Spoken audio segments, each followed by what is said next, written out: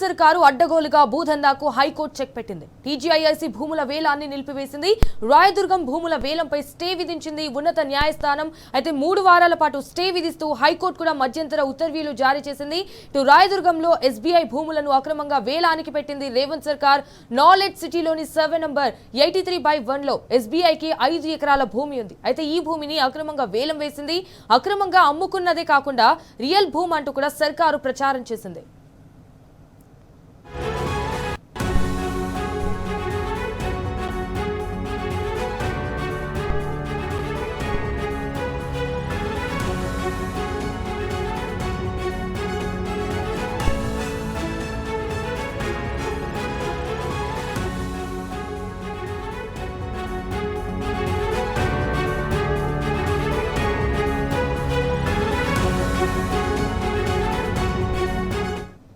So right, ఇదే విషయానికి సంబంధించి మరిన్ని డీటెయిల్స్ మా crime bureau chief Bhaskar phone ద్వారా అందిస్తారు. రైట్ భాస్కర్, ఇటు రేవంత్ సర్కార్ అయితే అడ్డగోలుగా భూదందాకు అయితే హైకోర్టు చెక్ పెట్టింది. సో దీనికి సంబంధించిన అప్డేట్స్ ఏంటి? రేవంత్ సర్కార్ అడ్డగోలుగా భూదందాకు చేస్తున్నటువంటి క్రమంలో హైకోర్టు దానిపైన చెక్ పెట్టింది. తెలంగాణ ఇండస్ట్రియల్ సంబంధించినటువంటి టీజీఐఐసీ భూముల వేలాన్ని నిలిపివేసినటువంటి హైకోర్టు రాయదుర్గం భూముల వేలంపై స్టే విధిస్తూ ఉన్నత న్యాయస్థానం ఆదేశాలు జారీ చేసింది. 3 వారాల పాటు ఈ స్టే విధిస్తూ హైకోర్టు మధ్యంతర ఉత్తర్వులు ఇచ్చింది. 3 వారాల్లోపు కౌంటర్ దాఖలు చేయాలని ప్రతివాదులకు ఆదేశం ఇస్తూనే హైకోర్టు తీర్పుతో మరోసారి అనుమల భూభాగోతం బయటపడిందని చెప్పుకోవచ్చు. అధికారం ఉంది కదా అని కనిపించిన భూమిని అమ్మేసి వాళ్ళ అబాసు పాలు చేస్తూ హైదరాబాద్ కీర్తిని, హైదరాబాద్ కున్నటువంటి పేరును చెదగొట్టేటువంటి ప్రక్రియ కొనసాగిస్తున్నారు.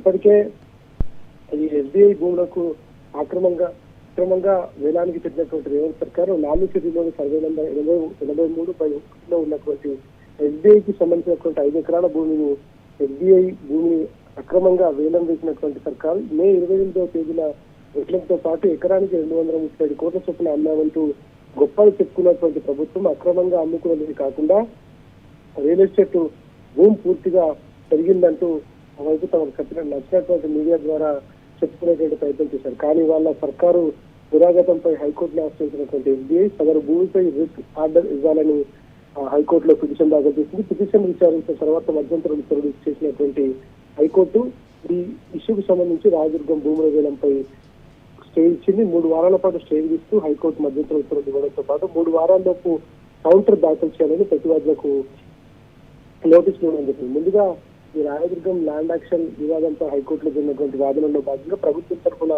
వాదనలు వినిపించినటువంటి సీనియర్ న్యాయవాది నిరంజన్ రెడ్డి ల్యాండ్ అక్విజిషన్ సమయంలో ఎస్బీఐకి సమాచారం ఇచ్చాం, మరో చోట ల్యాండ్ కేటాయిస్తామని ప్రభుత్వం ఆఫర్ చేసింది. ఆ ప్రపోజల్ కి ఎస్బీఐ కూడా ఒప్పుకుంది. ఎస్బీఐ ఒప్పుకుంది అనడానికి మీ దగ్గర ఎలాంటి ఆధారాలు ఉన్నాయంటూ కూడా హైకోర్టు క్వశ్చన్ చేసింది.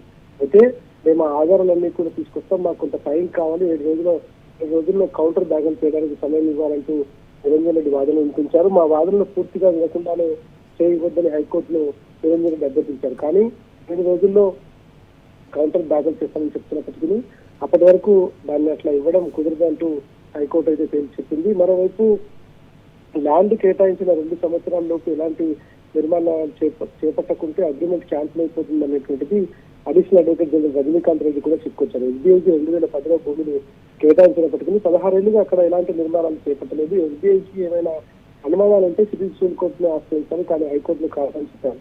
ఇటు సెంట్రల్ గవర్నమెంట్ తరఫున వాదన వినిపించినటువంటి అడిషనల్ సొలిసిటర్ జనరల్ వెంకట్రామన్ కూడా 16 సంవత్సరాల పాటు డీల్ చేయడంలో ప్రభుత్వం తప్పిదం కూడా ఉంది. 2021లో 24 వరకు ల్యాండ్ అలాట్మెంట్ ఆర్డర్ ను క్యాన్సిల్ చేయడంతోనే కోర్టు కేసుల చుట్టూ తిరగాల్సి వచ్చింది. ఆక్షన్ జరిగిన మే 28న బక్రీద్ పండుగ రోజు ఆక్షన్ నిర్వహించారు. ప్రభుత్వానికి అంత ఎమర్జెన్సీ ఏముంది, పబ్లిక్ హాలిడే నాడు ఎందుకు ఆక్షన్ నిర్వహించింది అనేటువంటిది ఇటు ఎస్బీఐకి సంబంధించినటువంటి దాంట్లో సెంట్రల్ గవర్నమెంట్ తరఫున వాదన వినిపించినటువంటి అడిషనల్ సొలిసిటర్ జనరల్ వెంకట్రామన్ ఈ మొత్తం వాదనలు విన్న తర్వాత మొత్తం సెంట్రల్ గవర్నమెంట్ తరఫున, ఎస్బీఐ తరఫున, ఇటు ప్రభుత్వం తరఫున వాదనలు విన్నటువంటి హైకోర్టు రాయదుర్గం భూముల వేలంపై 3 వారాల పాటు స్టే విధిస్తూ హైకోర్టు మధ్యంతర ఉత్తర్వులు ఇచ్చింది. ఈ 3 వారాల్లోపు ప్రతివాదులు తమకు సంబంధించినటువంటి కౌంటర్ దాఖలు చేయాలని చెప్పింది. ఇక మనం చెప్పుకోవాల్సినటువంటి చాలా కీలక అంశం ఆగమేఘాల మీద తెలంగాణలో ఉన్నటువంటి ప్రభుత్వ భూమి ఎక్కడైతే ఉంటుందో ఆ భూమిని అమ్ముతూ అనేక రకాలుగా ప్రభుత్వం దాన్ని ట్యాక్స్ చేసుకుంటుంది. దీంట్లో అనేక రకాలుగా ఏర్పాటు చేసినటువంటి వాళ్ళకు వెచ్చించినటువంటిది కావచ్చు, ఈ మిగతా ప్రభుత్వం అని చెప్పుకొని ప్రైవేట్ వాళ్ళకి ఇచ్చినటువంటి దాంట్లో కూడా ఇట్లాంటి వ్యవహారం కొనసాగిస్తే ప్రభుత్వం పరువు తీసుకుంటుంది. అంతర్జాతీయ స్థాయిలో వాళ్ళ ఐటీ కంపెనీలకు స్థాయిలో వెళ్తున్నటువంటి నగరంలో ఇట్లాంటి వ్యవహారం కొనసాగిస్తే అది పూర్తిగా ఐటీ హబ్ కు ఆనుకున్నటువంటి ప్రాంతం కాబట్టి ఇక్కడ పెట్టుబడి పెట్టడానికి కానీ ఐటీ కంపెనీలకు చెందినటువంటి ఓకే, వాళ్ళు ఆల్ రైట్. అనేక రకాల అనుమానాలు వ్యక్తం చేసేటువంటి అవకాశం ఉంటుంది. ఇప్పటికైనా రైట్, ప్రభుత్వం భాస్కర్. దీన్ని దిద్దుబాటు చేసుకొని దీన్ని ఖచ్చితంగా వెనక్కి తీసుకోవాలని మాత్రం ఎస్బీఐకి సంబంధించినటువంటి ప్రతినిధి కోరుతా ఉన్నాం. Sanjana. Okay, all right Bhaskar, thank you for the updates.